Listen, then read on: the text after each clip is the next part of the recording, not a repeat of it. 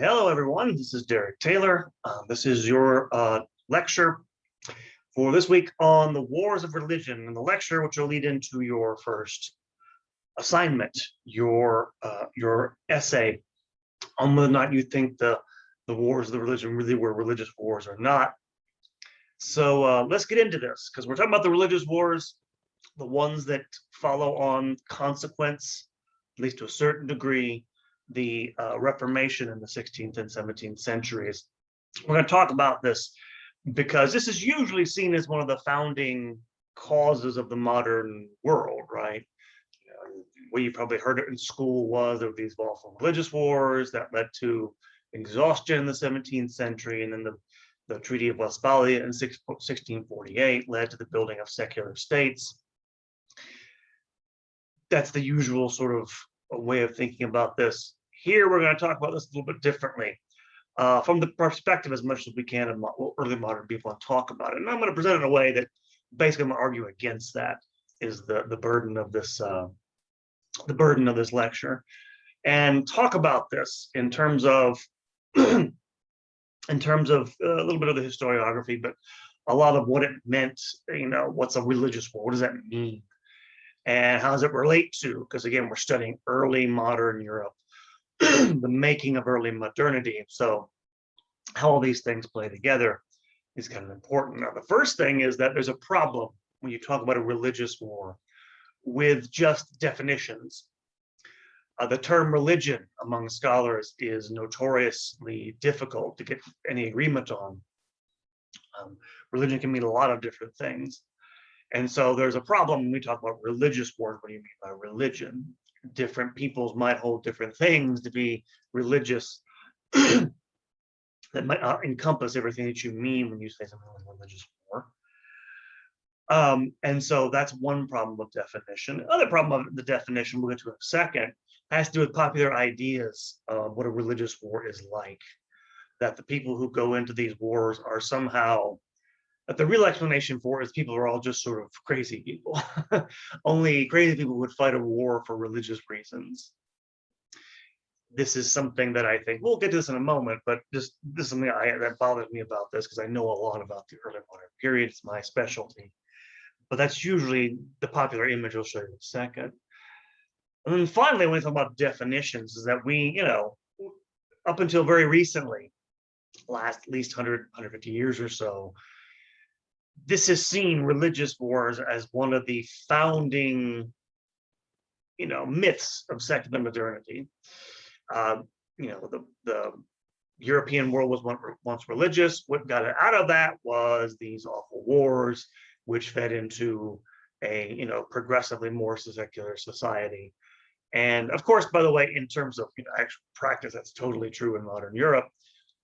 But as we're going to see, this is in some ways a founding myth. This is like a, this is a I'll say just so story. This is one of these ideas. It's a story people tell themselves about the past. It has some truth to it, but it's not totally true, actually, in a lot of ways. And what I mean by popular image, just to show you, I picked out, there are so many bad historical films by Hollywood filmmakers. Virtually anything by Ridley Scott fits into this category, but I think maybe the worst one I ever saw, at least with regards to early modern Europe, was the film Elizabeth, premiered in 1998. I found the movie so offensive because, again, it kind of gives you the popular vision of what this age was supposedly like. This is why these movies usually go, right? You have one figure, Elizabeth, who is portrayed as being essentially an unreligious person. She's the calm, the sane. Look how pretty she is, and it's Cate Blanchett. She's beautiful. And the audience is supposed to identify with her. Her sister, Queen Mary, who again did some bad things as a ruler. So did Elizabeth. More directly related with religion, I guess, in the case of Mary. Look how her face is lit. Just the lighting in these two stills from the movie. She's this sort of garish, monster-like looking figure, horror movie lighting, awful, awful people, barbaric, almost subhuman the way they're presented. That's the only reason anybody, I guess, who doesn't grow up with a religion can think people would fight and kill each other. As if we hadn't fought and killed each other over a whole lot of other things, especially in the 20th and 21st centuries. And so this is where you get the myth of secular modernity from, right? You still hear this trumpeted in certain quarters by people like, oh, I don't know, Sam Harris, one of the quote unquote new atheists. Or Sam Harris, quote, very smart person, right? And this is the simplistic view of the wars of religion, quote unquote. Why did we get rid of religion? Religion's inherently violent, right? It naturally makes people kill each other. That's why it's bad. As soon as Christianity starts putting into it, they start killing each other like crazy. And this leads to the secular state as the only solution to the violence. This is a really, really simple idea, which is why it has currency. You can understand it very clearly. It is, to paraphrase the writer Henry Fielding, a proposition to which there can be one objection, mainly that is not true. And by the way, I don't mean to pick on our friends. I don't mean to pick on any, people who don't have any religious faith or anything like that with this picking out Sam Harris. He just doesn't know what he's talking about, and it kind of bothers me. If you're looking for, by the way, an atheist view on history, which is much more informed and interesting, there's a website actually. It's called History for Atheists by a guy named Tim O'Neill. He's not a PhD in history either. Of course, neither was Sam Harris. He didn't know anything about history, but this guy was a history major in college in England, and his website is actually dedicated to debunking new atheists, really bad new atheists. He was actually embarrassed by the historical acumen of the new atheists, so he decided to write his own blog. It's wonderful. I recommend it if you have faith or not. It's actually a really good resource for undergrads, I think, in some ways. But Sam Harris is not. Whatever else you may think about the rest of his ideas. So, okay, if we're going to junk the secular myth, as I'm calling it, what are we talking about when we talk about religion then? A couple of things. What do we have to give some definition for this, right? So the Oxford English Dictionary, we use English, says that religion is, quote, belief in or acknowledgement of some superhuman power or powers, especially God or gods, which is typically manifested in obedience, reverence, and worship. Such a belief as part of a system defining a code of living, unquote. As you can kind of hear that from that definition, it's a little bit vague. And that's part of the problem with defining it. And in fact, you go back to the early modern period, this is where this problem comes up. Because in the Middle Ages, the term religion wasn't used that much. And the reason why was, of course, in Western Europe, there's only one church, and its presence is kind of indisputable. There's a church in every village. It's the church. You can point to it. It's right there. What happens is, of course, with the Reformation, you begin to have different religious bodies claiming to be the church. All of a sudden, you can't refer to the church unironically or without qualifying it a lot anymore.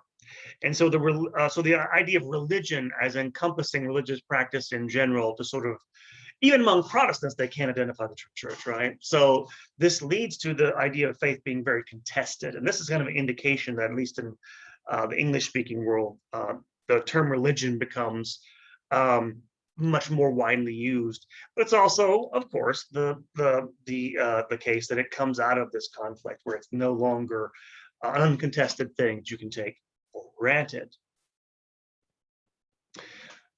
So what's a religious war then? And again, this is one of the reasons why you have sometimes you get different scholars taking different positions on this. Holy wars are wars usually undertaken, some definitions of they're taken against outside believers, outside the household of faith. Under some definitions, holy wars, crusades or jihad in Islam, are undertaken through perhaps under direct divine ordinance of some sort. Those would be one definition of holy wars. Later on, again, this is the usual explanation of the wars of religion, that it led to what we have now, or don't have it now, and I don't know anymore. War for reasons of state, for material self-interest, for pure power politics or something like this. we're beginning that period with Machiavelli. We'll get this in a second, but religious war actually is something, again, modern, especially religiously committed scholars will define as something that's for a defense of the faith in, in those terms, but not necessarily a sort of, ideological, not necessarily a divinely ordained thing against outsiders. And so it's maybe between those two definitions. And in fact, you did have people using that term, wars of religion, religious wars, in the 16th and 17th century. There are basically two sources for this. One is some Swiss and German theologians of the Reformed tradition, not the Lutherans, but the Reformed, and actually not the non-Calvinist view of this, from the late 1540s, 1550s onward. They began counting religion, they use that term, or a war of religion, as a justification for war. Usually in which one fought for the true faith against a tyrannical prince. Against, of course, Catholic, well, not just Catholic, but any prince that tried to shut down the true faith, the Reformed faith, the evangelical faith. Perhaps derived from a reading of the Bible, which saw in contemporary events playing out of biblical types, like David and Saul and stuff like that in the New Testament. That doesn't provide a real sense of novelty. This is the other thing we talk about when we talk about wars of religions. We think of them as being somehow novel. You actually get this from Renaissance historicism. Remember how I talked about humanist reformers had a sense that contemporary life was distant from ancient life, right? And this begins actually in the Italian humanist circles in the 1570s. A Machiavellian interpretation took hold, which compared the wars, when they called them wars of religion, that were taking place in contemporary life. They were thinking about France and Germany, other places, compared to the wars of ancient Rome. The ancient Romans, who in their minds tolerated religions and only asked for submission to the state. This, by the way, in actual fact, is kind of a misunderstanding of ancient religion. The state was religious in ancient Rome, but put that aside. In their mind, it's different for that reason. And what's different here is that in the ancient world, Christianity was the only one that had universalist beliefs, and that's why it comes through the state. According to this line of thinking, this humanist line of thinking, what made wars in their era different was the proliferation of different Christian sects, all of which made universal claims, therefore raised the stakes and made them that much more violent and intense. And in fact, they also use the phrase reasons of state, ragione di stato, to distinguish between those types of wars. They can understand wars undertaken for the reasons of their religion, obviously, is the point. So they're the ones with their historical thinking who first make that claim in a lot of ways.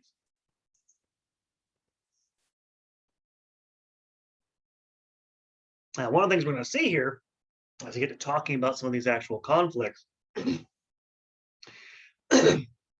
is that these religious tensions that are opened up by the Reformation occur in the context of things that had already been going on for centuries in Europe, particularly the problem of aristocratic rebellions. Remember, going back to, if you don't know your history, the Wars of the Roses in the latter part of the Middle Ages in England.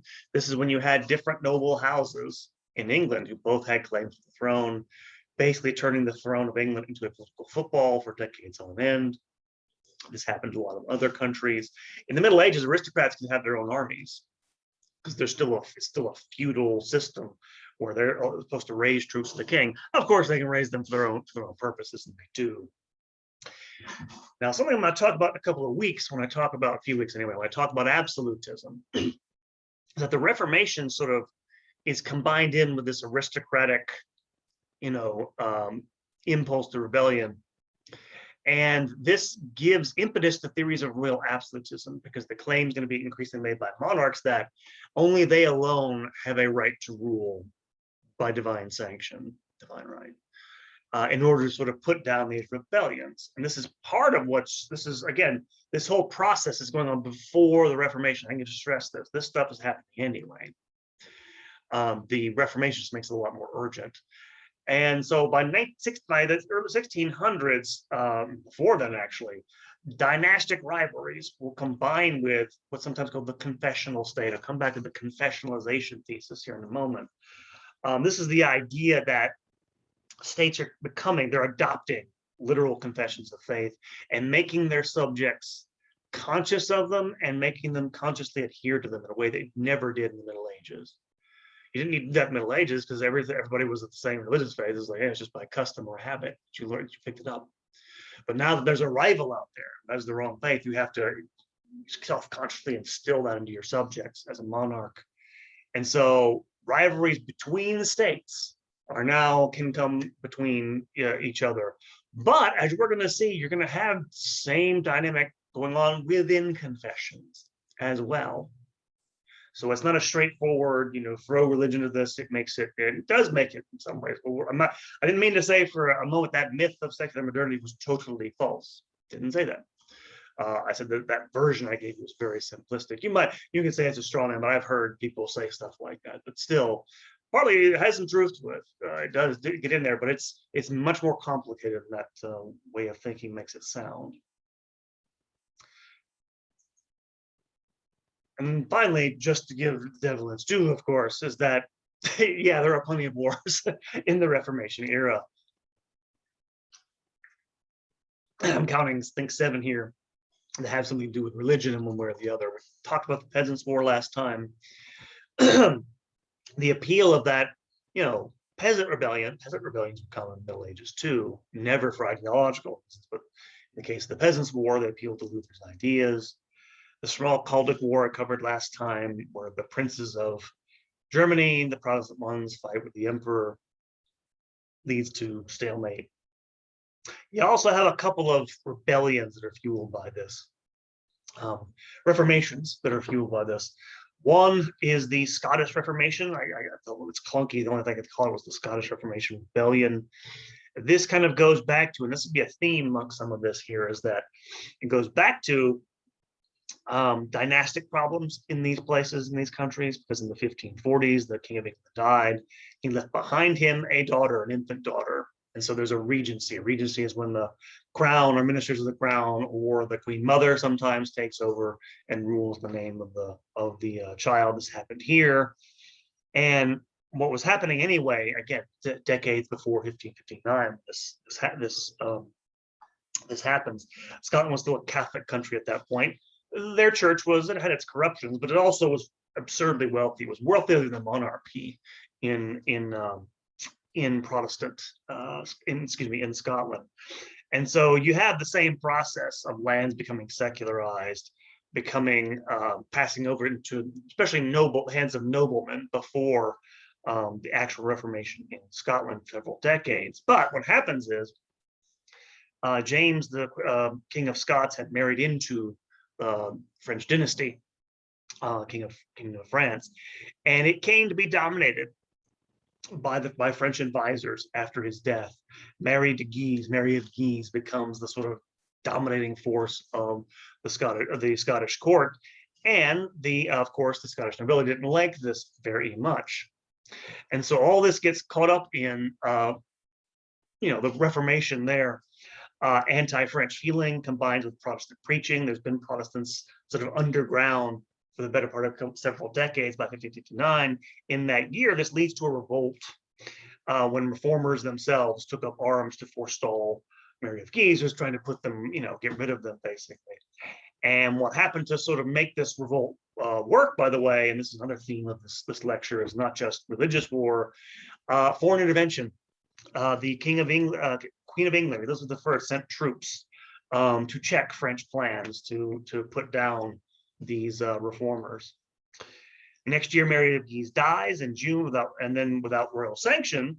The noblemen who had engineered this overthrow of the old church held what they called a parliament without any royal sanction whatsoever, in which they and their supporters ushered in the Scottish Reformation. They outlawed the practice of Catholic worship in England, denied the Pope any authority over Scotland. They adopted a reformed confession of faith, A general assembly of clergy emerged as the legislative body for the church. And all this within 18 months, by the way. I mean, it had been a Catholic country without much question just 18 months before this. By the end of 1560, it's a Protestant country. It's totally reshaped. As it not just the religion of the country, it's its identity. It was, for centuries, Scotland was known as a Protestant country. So almost overnight in some ways. Then, of course, there's the Dutch revolt, or revolts. There's at least 3 of them in the 1560s.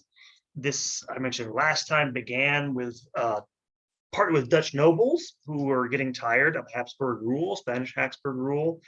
In the Low Countries, as they're called, they'll be split because of this in the 1570s. But Calvinist preaching, as I mentioned last time, incited a bout of iconoclasm in 1566, which spread across the country, across the various parts of the Netherlands.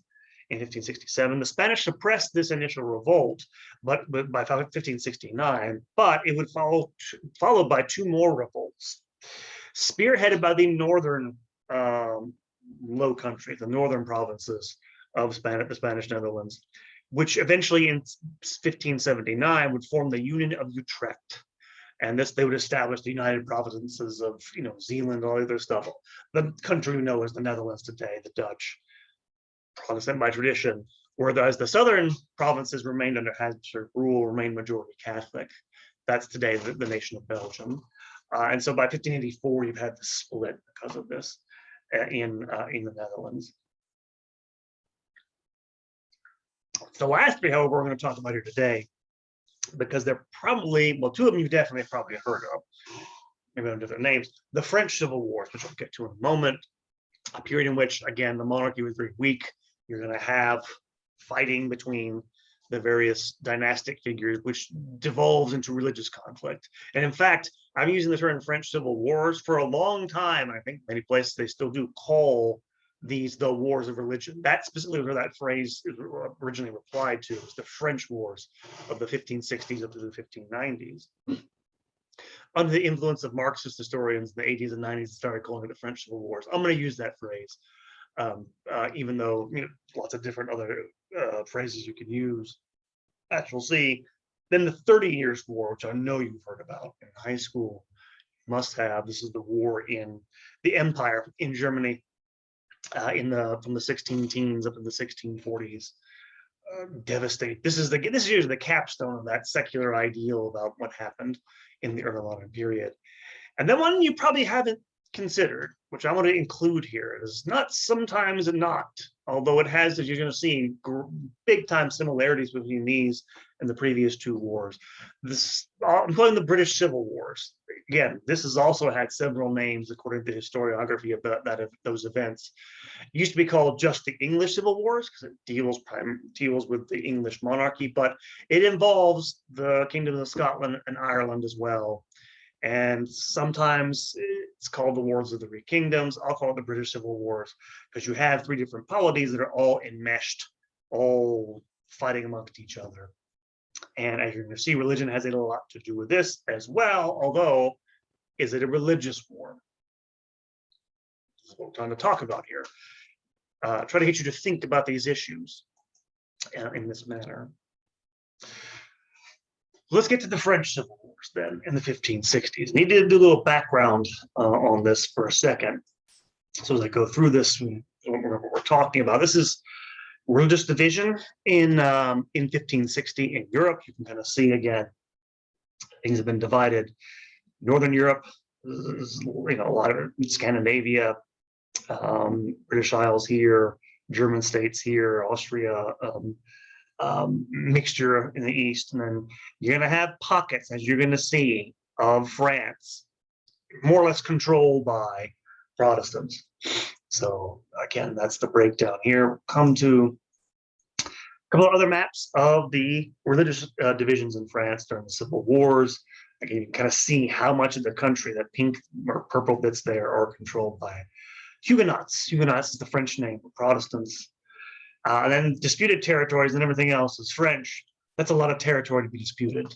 So this has a civil aspect to it. So that's why I call it wars. And you have a breakdown of the major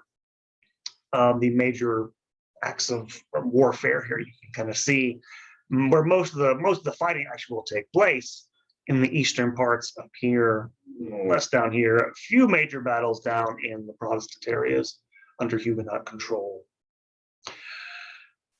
And so you can see just how, again, just how divisive this actually is. I think it looks like a civil war, at least in that form. But anyway, a couple of things. Names I'll use in this. The House of Valois is the reigning dynasty in 1562. By the end of this, it will not be. It will die off in the midst of this. The House of Guise is the noble French family that, again, dominates the court in some regards. And they'll also be the house that champions Catholic interests in France during this period. The other major dynasty involved in all this is the House of Bourbon, which is the royal line of Navarre with claims to the throne. And go back, I'll show you mention this. I heard a couple of Latin, I forgot to mention this. Navarre is down here. It's a little tiny kingdom here. It's Protestant. If you remember, Marguerite de Navarre was the queen of Navarre, and her heirs were Protestant. Her daughter, Jeanne d'Albret, had her son Henry, who is the heir to the throne, who becomes the Protestant king of Bourbon, supporter of the French Huguenots. And the Huguenots are the French Calvinists. They follow a reformed version of the Protestant faith. Now, so the prelude to this conflict, if you go back, well, before we get to this is Catherine de Medici. She is the queen of France, 1547 to 1559, before this all begins in 1562. She is the regent of France for her son, Francis II, for the first 3 years. This coincides with the beginning of the conflict for reasons apparent. This is Henri de Bourbon, who becomes the king of Navarre in 1572, and then will become the king of France later on. Not to spoil how this ends, but two branches, dynastic branches, fighting about stuff here. So, as a prelude to all this, though, that begins in 1562, if you go back to Francis I, who had been the king of France at the time the Reformation broke out, initially, for the first decade or so, he was actually kind of open to Protestantism, at least listening to the ideas. He thought of it as an intellectual debate, taking place at the University of Paris. It can't be that bad. What happens to change his mind and change world policy actually toward Protestantism? And remember, his sister Marguerite de Navarre would have probably been, influencing him not to be too repressive. What changed his mind was the so-called Affair of the Placards in 1534. What happened was, in one morning in Paris, people woke up to these placards being placed all over the city, even at the royal court, on the door of the royal bedchamber. Little placards, I'll show you one in a minute, attacking Catholicism, particularly attacking the idea of the Catholic Mass. And this is the Catholic Mass, the idea of, things like transubstantiation. This is the sacrifice on Calvary made present again. This is the transubstantiation, the idea of the bread and the wine become the body and blood of Christ on the altar. These things are attacked as blasphemy, as idolatry. Transubstantiation is attacked as being the doctrine of the devils. And by the way, this is followed by pretty much wherever Huguenots get control of churches in this period. They don't just put placards everywhere. They'll destroy, altars. They'll destroy religious items and melt them down. They'll destroy relics, like relics of saints. Like, for example, the basilica in the city of Tours in France housed the Saint Martin of Tours, an early French saint. His body was dug up and his bones were cremated when the Huguenots got control of the cathedral. So they actively go around desecrating Catholic altars and religious worship. And so Francis, this alarmed him. All of a sudden, this is no longer, an intellectual debate. This is something that's attacking the social order in his mind. So he executes a bunch of these people, a bunch of the French reformers following the Placards affair, and begins issuing a series of edicts in trying to suppress Protestant books. Doesn't work. Cast it in the bag by now. And any last, trace of toleration ends with the Edict of 1540. And so you begin to have a lot more violence beginning to break out by the end of his life. He's succeeded by his son Henry II, who adopts similar policies. But while all this is going on, Calvinism is spreading, and it's spreading for a couple of different reasons. One is that you're going to have the adherents of nobility who are attracted to the movement. Why? Because these are nobility who may have, no chance of sort of gaining a place at court. Now all of a sudden they can come ahead of this movement. It sort of it combines perhaps their religious beliefs with their self-interest to a certain degree. It certainly swells the movement. It caused peasants to join the movement in imitation of their noble lords, swelled the overall number of people, the number of communities that embrace this.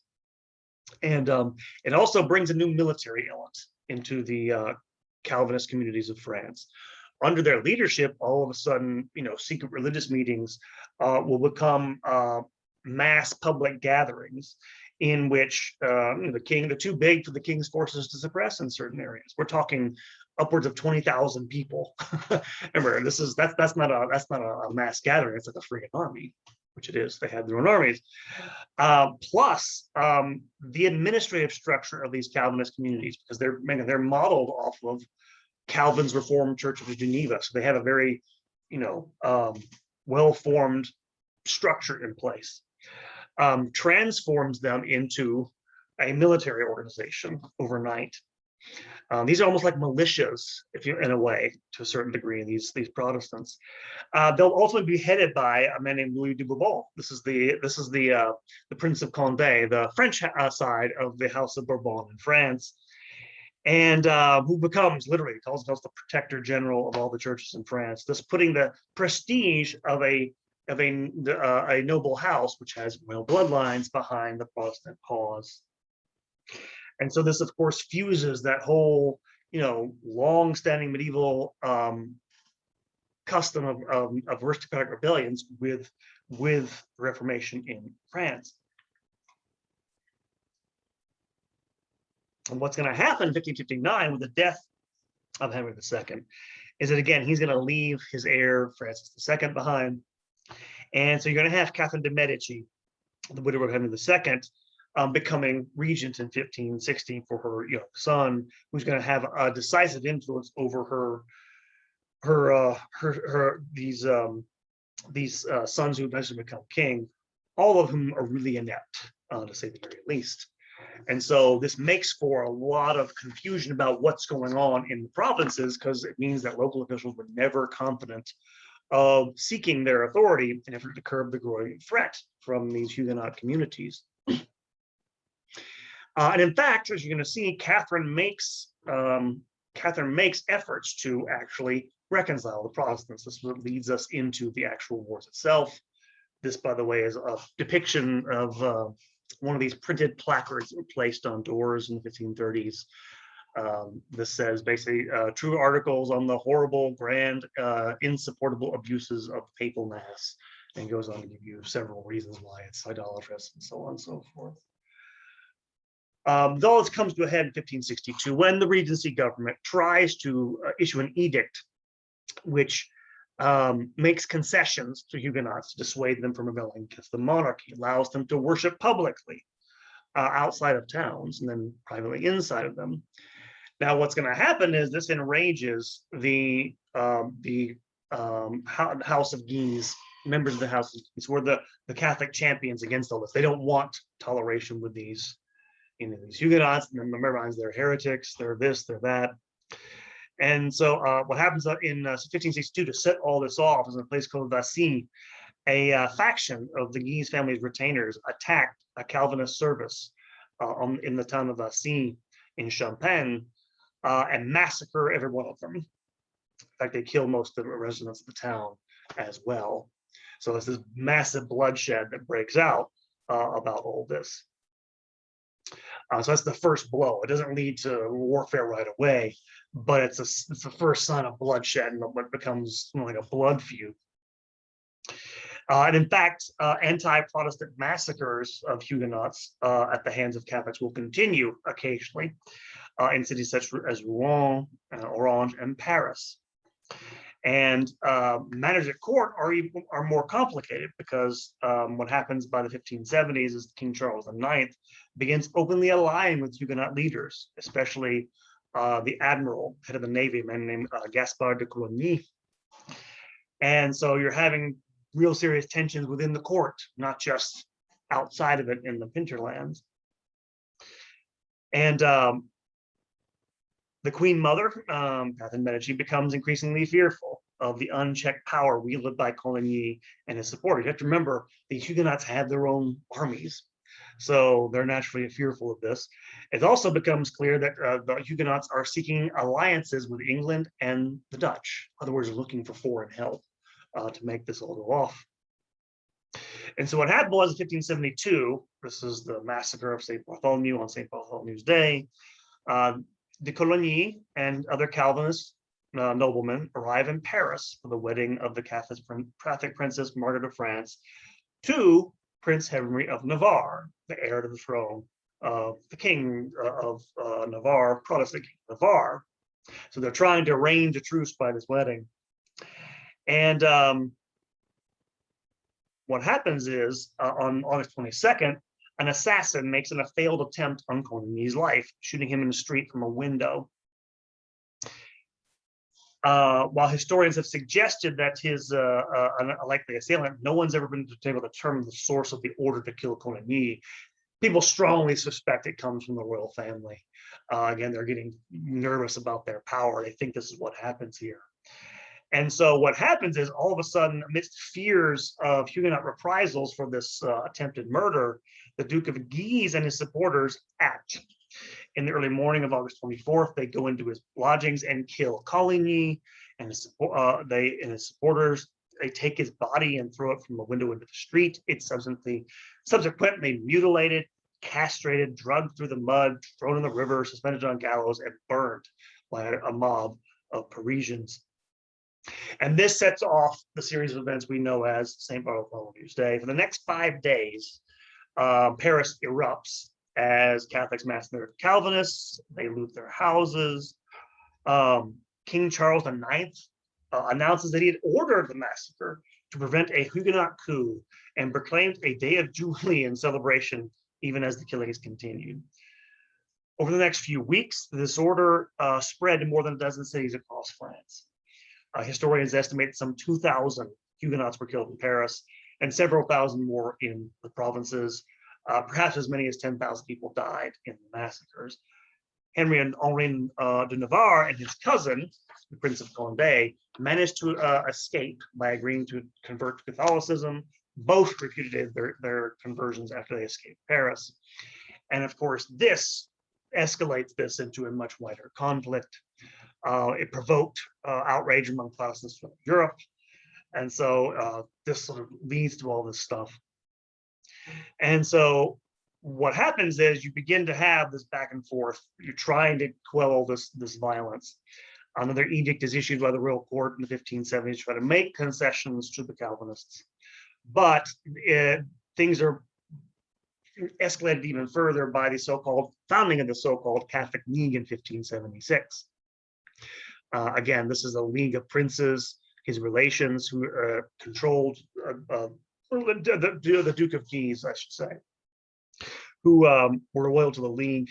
And it's just a group of noblemen that was opposed any sort of concession amongst with the Protestants. And it was also supported by the Spanish crown. So you keep in mind here, the Spanish get involved in this internal conflict. Never a good thing when you get involved in people's internal conflicts. When it became clear that Henry of Navarre would never renounce Protestantism, the Duke of Guise signed a treaty on behalf of the Catholic League in 1584 with Philip of Spain, who supplied money to the League, and over the next decade or so to continue the Civil War in the hopes of destroying the Calvinists. Under pressure from Guise, Henry III, the king by then, reluctantly issued the Treaty of Nemours in 1584, suppressing Protestantism and annulling Henry of Navarre's right to the throne. Things got so crazy that in 1588, Henry III murdered the Duke of Guise to get rid of him. even though he's the leader of the Catholic faction, and it's a Catholic crown. And this led to war between the crown itself and the Catholic League. So you have the ostensible Catholic crown fighting with the Catholic League, which of course is being supported by the Spanish crown of Spain in all of this. And so what happens a year later, in response to this, a monk manages to get an audience with the king and goes in and drives a knife into his spleen. The assassin was killed on the spot, but taking with him the information of who anyone who actually done this, there was strong suspicion it was the Catholic League who did this reprisal. On his deathbed, Henry III called for Henry of Navarre to become a Catholic and end the warfare between the people in France, named him his heir. And eventually, realizing that Henry III had been correct and that there was no prospect of a Protestant king succeeding in Catholic Paris, Henry de Bourbon, Henry the King of Navarre, agrees to become a Catholic, supposedly having said, Paris vaut bien une messe, Paris is well worth a mass. The suspicion being that it was not entirely, of course, honest, his conversion. Nevertheless, he is formally received into the Catholic Church in 1593. He is finally crowned at Chartres in 1594, as members of the Catholic League were still opposing him, and they controlled the Cathedral of Reims, where the coronation ceremonies normally took place. This only comes to an end, these conflicts, with the Edict of Nantes in 1598, when King Henri IV, now as King of France, grants Calvinist Protestants rights, general freedom of conscience to individuals, specific concessions to Protestants, the right to work in certain places to bring grievances directly to the king. It grants them safe havens where they have military strongholds. So it gives them places of refuge to be maintained, forts that can maintain these things. And it still upholds Catholicism's position as the established religion of France. And so it only dealt with sort of Protestant and Catholic coexistence, but that's what brings this to an end. So that sounds like a religious war, right? So what explains the ferocity of these wars then? Well, one is the threat of French Calvinism. Again, I mentioned before, not just the ideology of Calvinism, but its organization. The fact that French Calvinism already had a really solid organization was really important to success. Couldn't get rid of it because they had too many resources, too much coherence. By the time the war started in 1560, it was too deeply entrenched into French life. Second thing that becomes obvious from this is that the weakness of the Valois monarchy is part of this.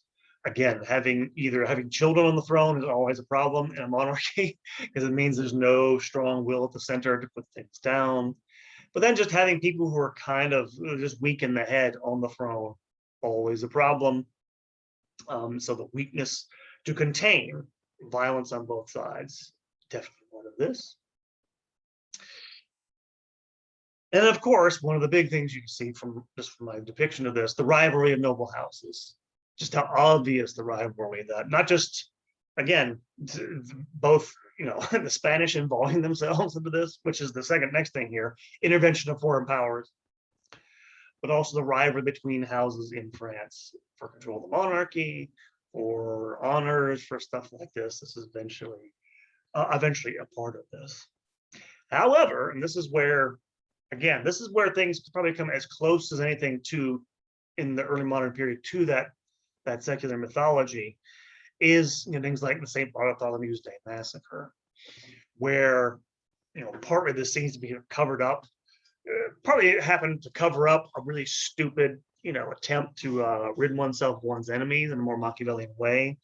There was also, throughout this period in France, a sense that both sides in the conflict to each other see each other as a threat to different notions of social order,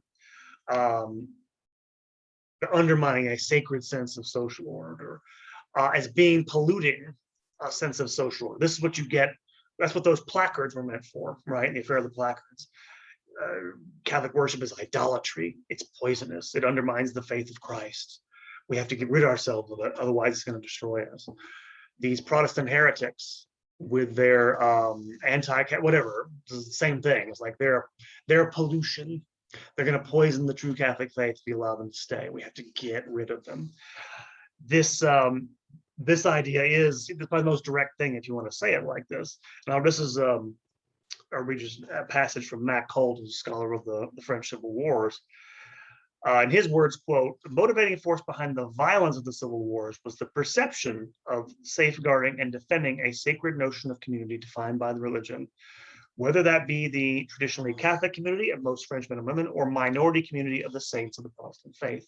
Each community sought to define, or for the Huguenots redefine, the boundaries between the sacred and the profane for the whole. As a result, at various times, each group viewed the other with great suspicion as a clear threat to its survival. When you see your fellow men, your fellow citizens as a pollution that needs to be stamped out, that's going to lead to bad things. And we can talk about this at the end of this lecture. That's not necessarily something that's a part of Christianity. It's a religious motivation. But as you can see there, that idea it's not necessarily tied, especially once this becomes, once the ante has been upped, the violence becomes escalated. It's merely about getting rid of your enemies after a while. But there's definitely that sensibility involved in the French Wars of Religion, in the French Civil Wars, which I think you can't deny. Although, as you've seen, there were also other things at work: dynastic rivalry, intervention of foreign powers, those sorts of things going on.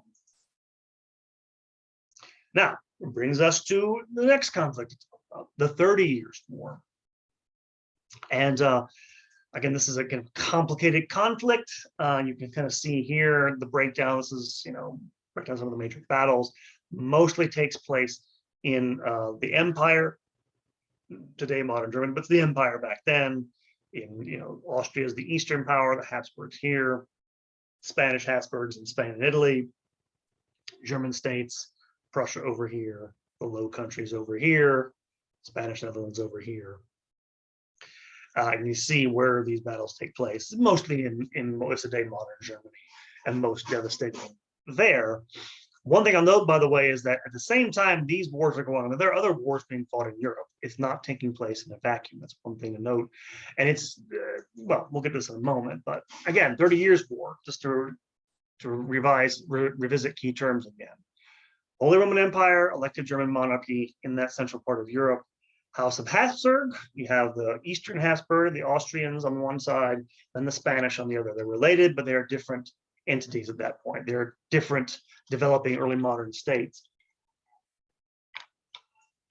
The House of Bourbon, the ruler of France on that period.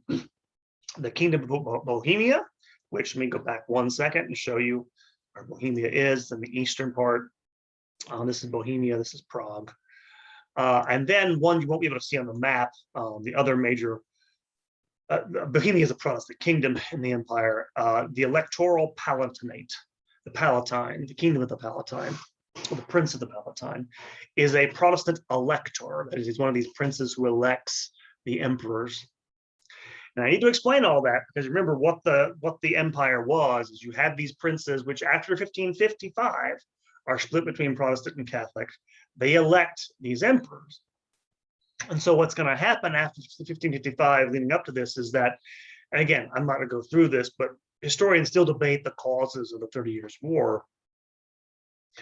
There was an uneasy peace. It worked, though, especially in the years after 1555. You had a ruler one of the emperors was fairly able at that point to keep the peace. The election of Rudolph II in the 1570s led to someone. Rudolph was a much weaker ruler, so there's a little bit of a breakdown because of that. Again, weak rulership is always a problem. And again, sometimes the way this is perceived among historians is it's kind of inevitable, but you have tensions, but they don't flare into open war between 1555 and 1618.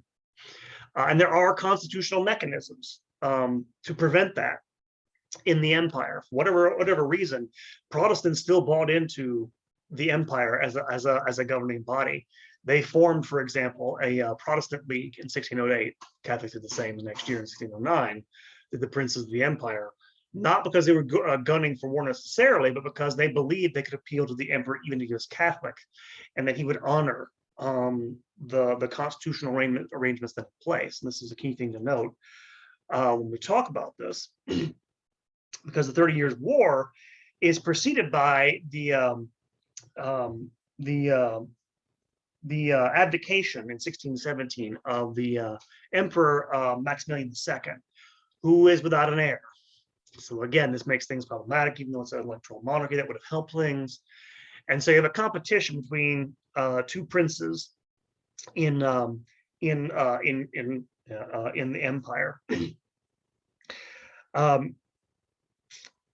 You're going to have, what happens is that Ferdinand II, who is the heir to the Habsburg throne of Austria, who is going to try to impose religious uniformity in his domains and make his peoples more Roman Catholic. This angers the Protestant states, who think it's a violation of their rights to choose their own religion in their states.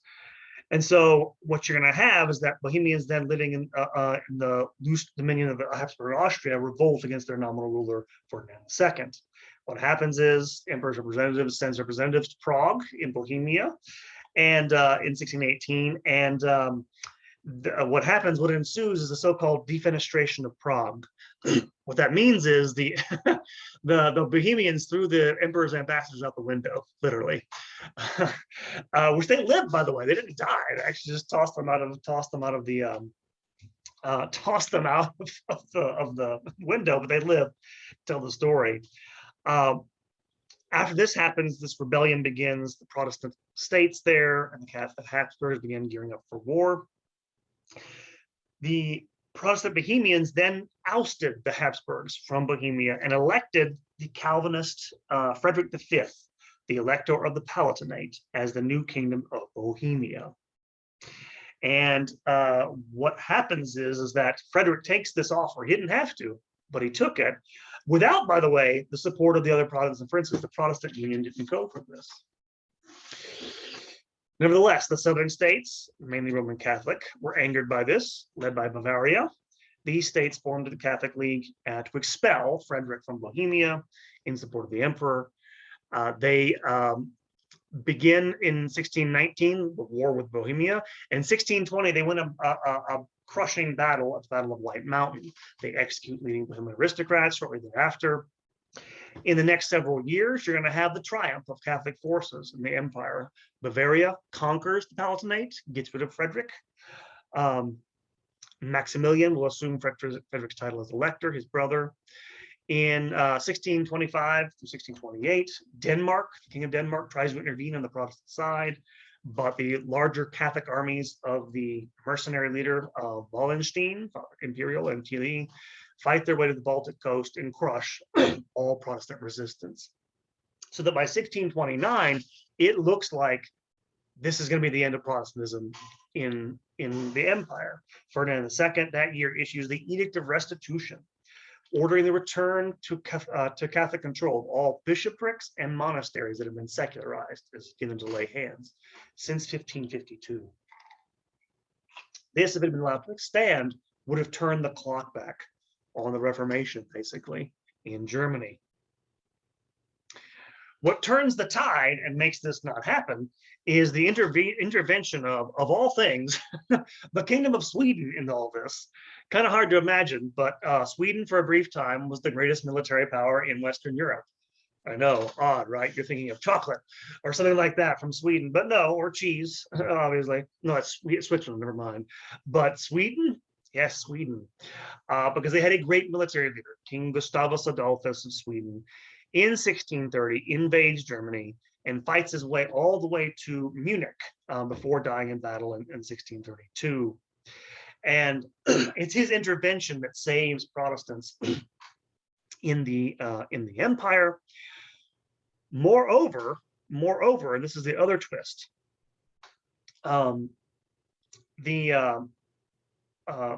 Sweden is going to be bankrolled, especially after 1634. 1634, they suffer a crushing defeat. Imperial and Bavarian forces defeat them at the Swedes and their German allies, the Battle of Nordlingen in 1634. What's going to happen is from 1633 is that France, Catholic France will enter in on the side of the Swedish to keep it in the war. And French troops invade Lorraine. Again, why do they do this? Again, who are the main powers in Europe at this point? The houses of Bourbon and the houses of Habsburg and the houses of Bourbon. They don't want Austria to come out of this too well, because of course Ferdinand's the king of Austria as well as the emperor. They want to prevent them from becoming hegemonic. So France, under Cardinal Richelieu, the very Machiavellian cardinal, who's actually governing the prime force behind the monarchy at this point, intervenes on the side of the Swedish.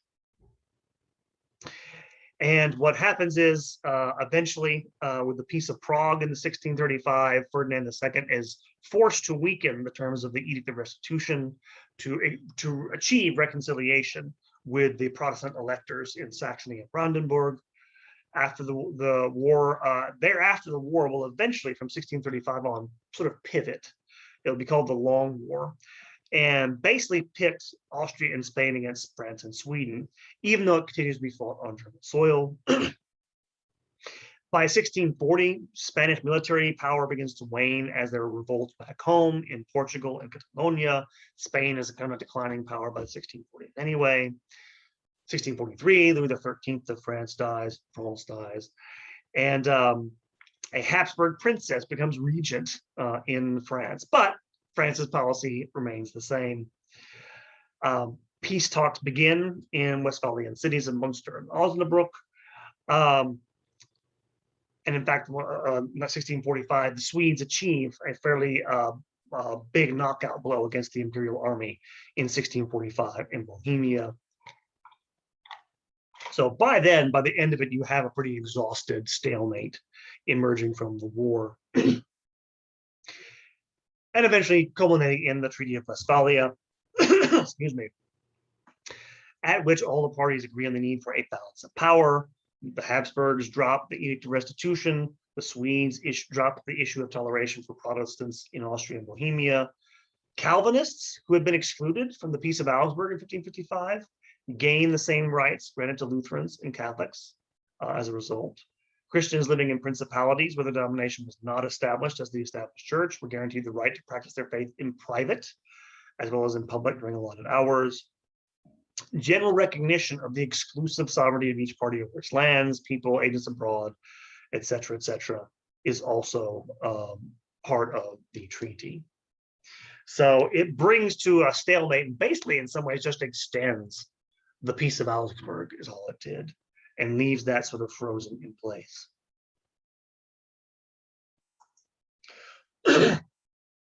Now, again, same question as with the, excuse me, same question as with the wars of religion in France. Why so bloody? Why so awful? Well, first of all, one of the things to note about this was not just a religious conflict, it was a constitutional conflict. One of the things going back to the Peace of Augsburg in 1555 had been the balance of power between the emperors and these princedoms, these nascent nation states. And it confirmed the rights of the princes, the Peace of Augsburg originally, which of course meant more power went to the periphery than the center, a decentralized power. One of the things that got Ferdinand II in trouble is not just his religious policy, but also he wanted to re-centralize. He wanted to tip the balance of power back to the emperor. And this put him at odds not only with Protestant princes, but also Catholic ones. There was no urge on some of them, their part to do that either. They didn't want to empower the emperor, make him a sovereign like he was in France. Excuse me. Another thesis about this that sometimes it plays into this is the so-called confessionalization thesis of Hans Schilling, which was basically a modernization thesis. This is the idea that the confessionalization of different countries drove the growth of the state, and therefore the privatization of religion into something that, again, becomes like a sort of private motive for warfare, I guess. in the sense that it drives this conflict and makes it makes it more ideological than it otherwise would have been. And again, that's an old standing thesis. There's probably something to this, obviously. A third thing that makes it so devastating is, of course, the Habsburg-Bourbon rivalry. If it had not been for this, of course, but this way, if there had been a friendly power on the throne of France, might actually have, and there, by the way, there was a party in the French court, the Parti des Vaux, of more pious people than Cardinal Richelieu, who wanted France to support the Habsburg in their efforts. Richelieu and his party won out, therefore history was different. And then finally, one of the other things that makes the 30 Years' War so devastating, it does lead to massive, it's a real massive loss of life and everything in the German lands, especially, is the use of mercenary armies. Count Wallenstein, the major figure in this, on the imperial side, mercenary armies tend to pillage, the pounds there if they don't get paid properly, leads to poverty. leads to them changing sides. They don't get paid. So the use of mercenary armies, well, there's a reason why the term mercenary is associated with viciousness for a reason. This isn't a nation state conflict where it's the citizens taking their arms against each other. So that's another reason why this is so devastating. So again, conventionalization is definitely part of it. But again, however you want to define religion, it's part of a complex of motives here in these wars. Which brings us finally to the British Civil Wars. Excuse me. Couple of maps of what happens. If you know anything about this, you probably know a conflict between the king and his parliament, also the king and his parliament and his kingdom in Scotland and his kingdom in Ireland. Ireland, Scotland and Ireland. My terrible accent. There you see some of the major battles from the 1640s, where the various breakdowns of control by parliament, mostly in the south and the east, and then in the king basically over here. You see how it shifts. The king is sort of forced into tiny areas in Wales and the West Country by the end of it, at least the end of the first one. This, on the other hand, is the breakdown of how Ireland gets conquered during the 1640s and 50s, as well as the distribution of land once it gets taken by the English and especially by Oliver Cromwell, which we'll get to in a second. And so we'll come back to this, but you can see basically most of their land gets taken and they get pushed into the West is what happens after this. I'm laughing because it's really brutal, but so let's talk about how this happens. Now, remember, we go back to last time I talked about this, with Elizabeth in the 1560s. She becomes ruler. She rules for 45 years. She's generally successful. She dies in 1603, leaves the crown of England to her cousin, James VI of Scotland, who becomes James I of England. And so you have a union of three crowns in 1603. Kings of England called themselves Kings of Ireland. They become now, by assent anyway, Kings of England, Ireland, and Scotland, and Wales. And so you have this union, which he tried to promote, James I. Most people didn't go for this. The Scots didn't like this at all. Most of the English courtiers didn't like this at all. But he tried to do it. Called himself King of Britain. Hadn't been a king of Britain maybe ever, really, but he called himself that. Another thing that happens as a result of him coming down from Scotland, and as I'll mention in a few weeks on absolutism, James I, besides being the guy who commissions the King James Bible in the early 17th century, he is a scholarly sort of guy. He's basically a philosopher and a theologian. He is also one of these, probably the most prominent, definitely the most prominent active monarch who is also a proponent of divine right through monarchy. And he brings this, and by the way, he had to survive some really ruthless conditions in Scotland. He was sort of raised in a situation where he was sort of plaything of Scottish nobles. And so by the time he became king, he became much more self-conscious about his authority as monarch than, say, his predecessor had been. And people in England didn't like this that much.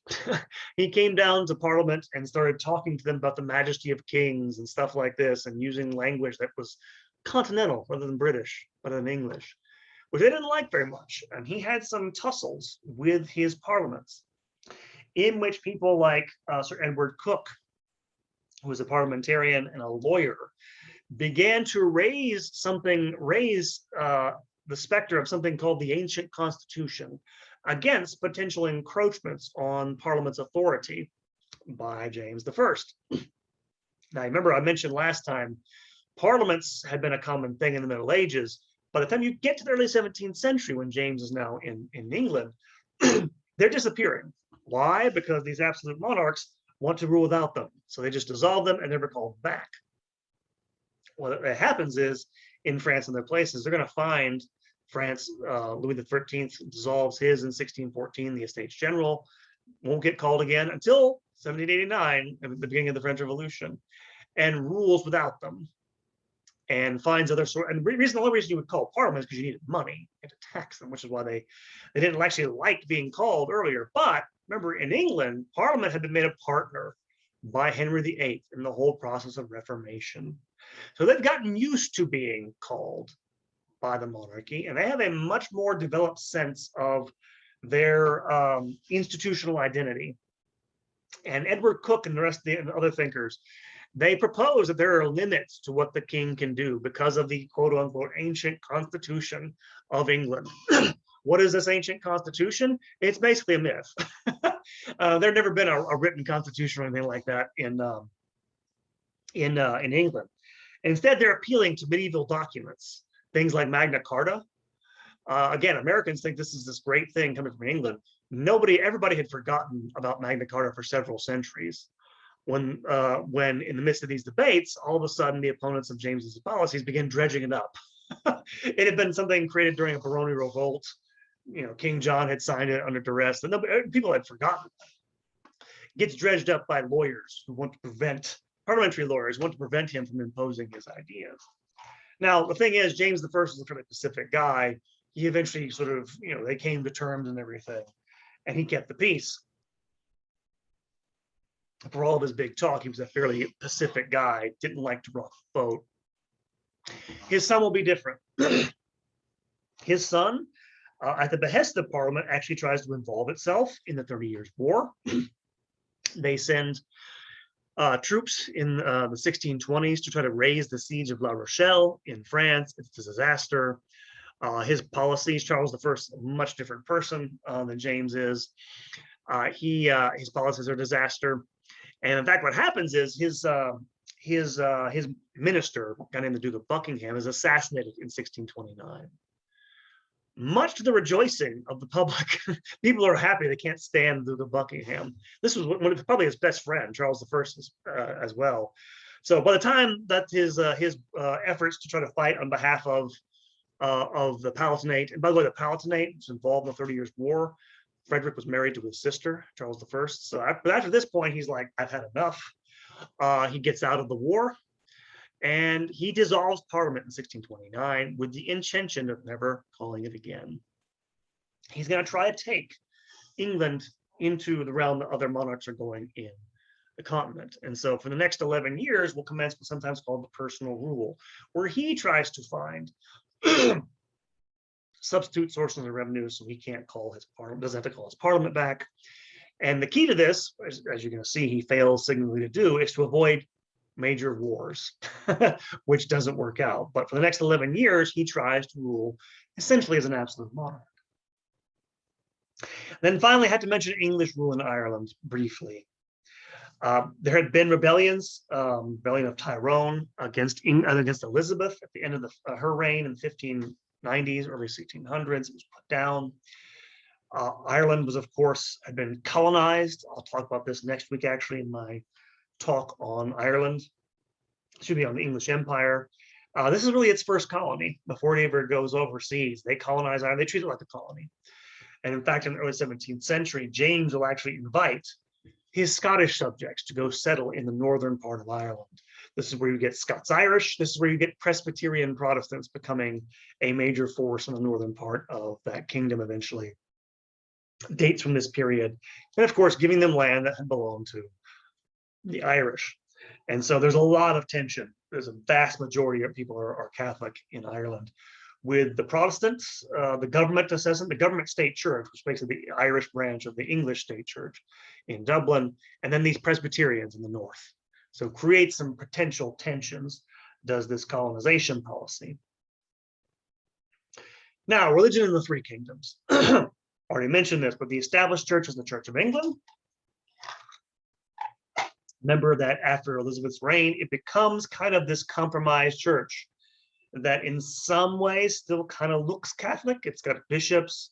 It still has, choirs and stuff like this. You still have, you'll still have celibate clergy, but she can't forbid them marrying, but she doesn't like that. Elizabeth doesn't. So you have this odd looking church, which is kind of a compromise, in which, people like James I, he loves this. He thinks this is great. He thinks, having a hierarchy of bishops suits him just fine, because he thinks this is a good proxy for monarchy in the religious sphere. He says, no bishop, no king is his model. In other words, what the bishop is in religion, the king is in political life, and therefore he likes this. The people who don't like this, as we mentioned last time, are the Puritans. They get the name Puritans.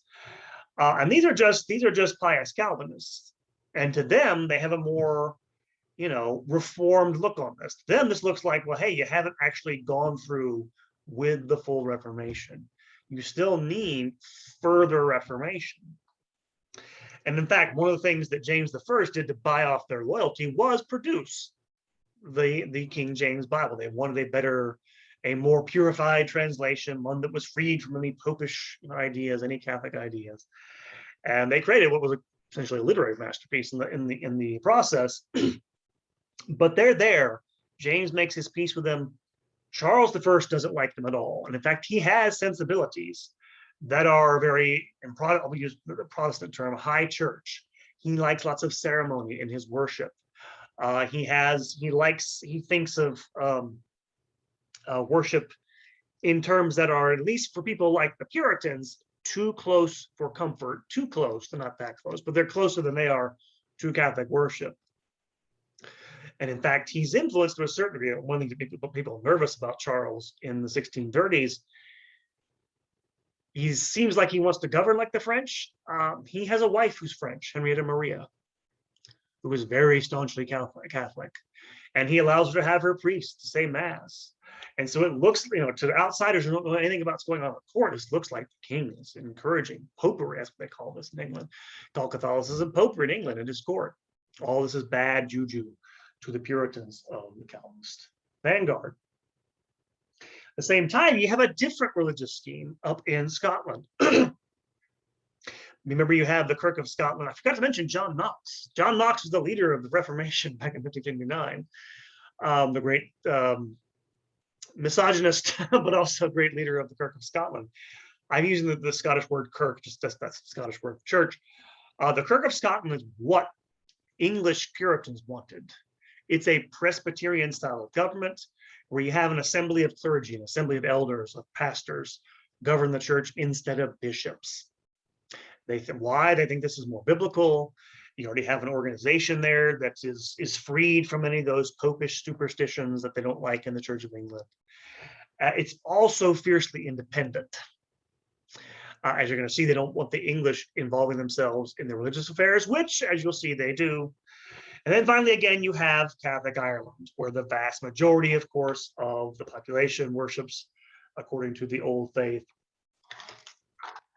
which is why this composite monarchy, as sometimes it's called, where you're only united by the personal loyalty of the monarch, but not by the different, this is, again, an aspect of trying to build a state that'll keep all these tensions in check, is part of the problems they have here. Now, so what sets all this off? Well, what set this off is that Charles I, again, remember, he liked this more high church version of religion, of Protestant Christianity. Well,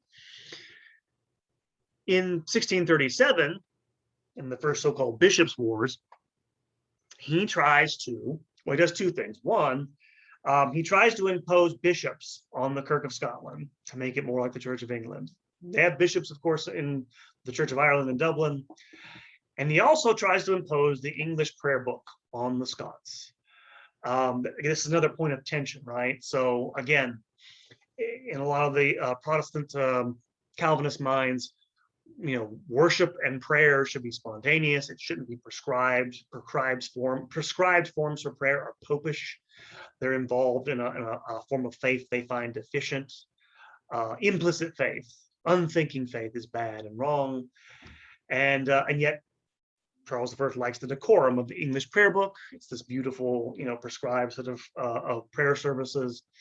He tries to impose it on the Scots in 1637, and there is a rebellion that emerges from that. Actually, first of all, it was a riot that happens when they try to do this in the cathedral up in Edinburgh, which, by the way, was planned. They were planning to do this. We're the Scots up in Scotland, and thus sparks a rebellion against the English. The Scots form a covenant, the Solemn League and Covenant, to sort of resist any sort of religious imposition by the English state. Excuse me. And Charles tries to send an army up there, and the Scots defeat them. The Scots come down, invade northern England. They take a couple of cities. Charles sends another army up there, and they're also defeated. And by 1639, 1640, he can no longer pay his armies. He's also having to pay an indemnity while the Scottish army is still on English soil. In other words, he has no sources of revenue. He needs to do what? Call Parliament, which he hadn't done for a decade. And of course, when he calls for Parliament in 1640, the people who come to Parliament after elections for the House of Commons are, of course, supremely pissed. They have grievances that have built up for a decade about what he's done. He's been doing things like, he's been punishing dissent from the Church of England, especially English Calvinists, who, by the way, the English Calvinists, the Puritans in England, were in contact with Scottish Calvinists while they were fighting the Bishops' War, which is, by the way, technically treason. And so what happens is there begins this tug of war. All of a sudden, the House of Commons begins, instead of wanting to talk about giving him money for his armies, to start demanding redress of their grievances. And so tensions build up over the next year between the king and his parliament.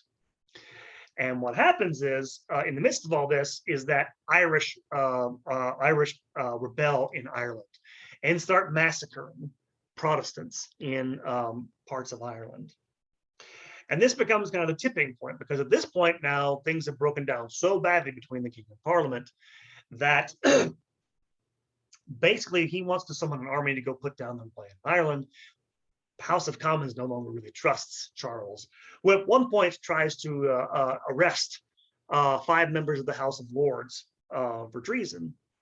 They get wind of this. And flee. He storms into the House of Lords looking like a total tyrant. And says the birds have flown. Anyway, breakdown. What happens is eventually what's going to happen is in 1642, a mob is going to chase Charles I out of his capital. Eventually, you're going to have him, because you're going to have such a division between them. He's going to raise his standards at Nottingham in 1642, and he's going to begin his conflict with the forces of Parliament and begin raising their own troops, which begins the first Civil War. In 1642, you're going to have, in the first year or so, you're going to have the king begin to score victories especially in the western parts of the country. He has his court at Oxford, so he can't occupy London. What's going to happen though, two things are going to happen. One, you're going to have the intervention, because by 1644, it becomes clear that Parliament can't defeat the king alone. They make a deal with the Scots to fight with them against the king. Again, foreign intervention. It's a common theme here of all these wars. Plus, they begin to reorganize their own armies. Oliver Cromwell creates the New Model Army, which is much becomes a much more efficient fighting force. And by 1644, the Battle of Marston Moor, Battle of Naseby in 1645, turned the tide. And by 1646, the king has been defeated. And so he's taken captive. And so the next year, they tried to begin to negotiate with Charles I, but they had a problem. And the problem is nobody really wanted to win the war on the parliamentary side. They thought this was a war to support the monarchy. They thought the monarchy, they believed in monarchy. It was still almost a religious belief, even for the parliamentary side in this period. What happens to radicalize the minority is that in 1648, he is sprung from captivity as Charles I by his royalist supporters. And there's a rebellion uprising all across southern England. And for the next several months, the English Civil War had been fairly brutal anyway, the first phase. In England, it becomes much worse in the second phase. It becomes really bloody. People like the Thomas Fairfax, a general on the parliamentary side, who had fought in the 30 Years' War, fought the Battle of Maidstone, one of the battles of the Second Civil War, said that that particular battle, for instance, just to give you an idea of how much the second so-called Civil War was more brutal than the first, said that he had never experienced anything like it. It was that vicious. Because now, of course, you have these royalists fighting desperately for their lives and their king. And it's pretty ruthless. It's pretty brutal. And by the way, just to give you an idea of how brutal the civil wars were in England, a greater proportion of the population died in the civil wars of the 17th century in the British Isles than died in World War I and World War II combined. Amazing. It's really brutal, really vicious. But the Second Civil War really turns this into something revolutionary, because at this point, once they put down the rebellion, the leaders of the army, which has become kind of radicalized throughout all this, especially Cromwell's armies, because he's this very pious Calvinist, has this very firm conviction, they now see this as sort of divine sanction for their beliefs, that God has decided in their favor and decided against the king. And so they want to, at this point, put him on trial for war crimes, for fighting a war against his people. And in one of the more amazing scenes, and this is amazing, I can't go into this here, I want to wrap this up pretty soon, but they decide not to kill him, put him away quietly, depose him, have him disappear in a dungeon some way. They actually put him on trial. And you need to read accounts of this because it's too amazing. It's too amazing. This is the first time anybody in history has ever been put on trial for war crimes. But you have to understand the way the monarchy works in England. Every single law had to be before the revolution, or before the end of the monarchy here in 1649, ratified by the king. The law was always in the name of the king. They put on trial Charles Stuart in 1649 in the name of the King of England. That's the way the indictment read, which is amazing. Anyway, lawyers for the parliamentary side knew this was really dubious. So all the most prominent parliamentary lawyers left town 2 weeks before the trial of the king, in which, by the way, he kind of defends himself very eloquently, does Charles I, who was a long story. Anyway, they convict him. It's predetermined. And they execute him, put him to death in 1649. They abolish the House of Lords, and they create a republic. They call it the Commonwealth, but they get rid of the monarchy and the House of Lords and create a republic. The same time, in 1649, to go finish off the rebellion in Ireland, Oliver Cromwell brings his armies there, and for the next year, brutalizes Ireland. You probably don't know the stories, the siege of Drogheda, putting whole towns with the sword. This will reshape, to say the least, Irish history. Thousands of Irish will be deported to the Caribbean for their troubles. It is a brutal, brutal occupation of the Kingdom of Ireland. And then finally the Scots, because the Scots at this point are like, oh my God, we're going to be unleashed. We got fought on the wrong side. They'd actually fought on the side of the king in the Second Civil War. They changed their minds once it looked like the Parliament was the bigger problem. They also align with Charles I's son. Charles also becomes Charles II. And they are in quick succession, defeated by Oliver Cromwell as well. in 1651. And so by 1651, this new English Republic controls the entirety of the British Isles in a way they never have before. So it is this amazing sort of defeat, all of which, by the way, you're having, fighting between Protestants in this for the most part. Okay, that's long. That's big overview. Okay, so let's talk about this. Christianity as a source of conflict in all this. One thing here, the wars of religion, I think, this is my opinion here, don't directly concern Christian truth, at least not after the beginning. Maybe you can make that case of the French wars of religion, but as you can kind of see, these wars go from being about particular doctrines to being about okay, this is a threat to the social order, this is an immediate existential threat, and they get away from that pretty quickly. Again, there are partisans throughout, by the way, who view that through that lens, always are. There are also the people who view it through different means, through different lenses as well. Definitely a part of these things. Is a source of the conflict. Not denying that at all. In this, wars are fought over a variety of concerns. Who's going to control the state? Who's going to control the dynasty? Who's going to have political power over whom? Also can be fought, of course, over the notion of social order, sacred social order, because social order is always sacred. Even if you're a irreligious person, there's always something that's, there's something you can't let go of, and it's worth fighting for. In effect, it's sacred, whether it's supernatural or not, which is not necessarily Christian in that sense. But it was a major source of these conflicts. That part of the secular, I'm calling it a secular story. That part of it's true, obviously, to a certain degree. Just not, to my way of thinking, I think the wars of religion as a whole is a kind of a misleading term, even if it is a source, because it's about several other things, as I hope I've demonstrated to a degree. And just to wrap this up here, when you're thinking about your thesis, your paper, the Reformation made religion, quote unquote, a source of division, because now it's contested. Practices of worship, practices of definitions of doctrines, all those sorts of things is a source of contestation. No denying that. Another thing you're going to see, and especially when we get to later periods here, is that the wars of religion didn't lead to the